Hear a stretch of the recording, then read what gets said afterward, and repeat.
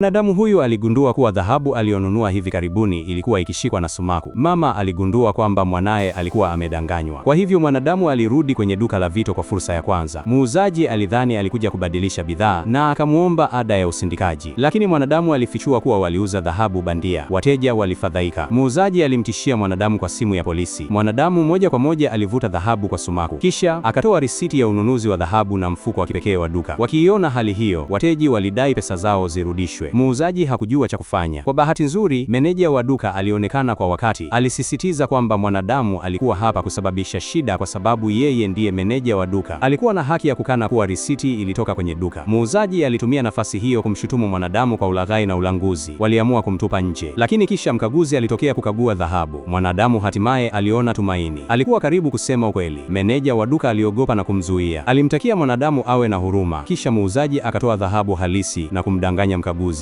Baada ya mkaguzi kuondoka, mwanadamu alikuja ofisini kupata rejesho, lakini meneja wa duka alirudi kwenye neno lake na kumwomba mwanadamu atoe ushahidi usiopungua aina 100. Mwanadamu alikasirika na akataka kumfunza somo. Wakati huo, kundi la wanyang'anyi walivamia duka la vito. Walichukua dhahabu yote dukani, lakini walipokuwa wakiondoka, kwa bahati waligongana na mwanadamu. Mifuko yao ya nyuma ilibadilishwa. Dhahabu bandia ilichukuliwa na wanyang'anyi, lakini dhahabu halisi ilikwenda mikononi mwa mwanadamu. Akigundua hili, alimwambia kwa makusudi meneja wa duka kwamba hataendelea kuishughulikia suala la dhahabu bandia tena. Hata alitumia simu yake ya mkononi kurekodi ushahidi. Meneja wa duka alidhani alipata sehemu bora ya mpango, lakini muda mfupi baada ya mwanadamu kwenda nyumbani, meneja alikuja mlangoni na zawadi. Walitambua kosa lao. Walitumai mwanadamu awe na huruma na kushughulikia suala ipasavyo. Wakiona uaminifu wao, mwanadamu aliamua kurudisha dhahabu, lakini ombi lake lilikuwa gehen gihrul lamuna.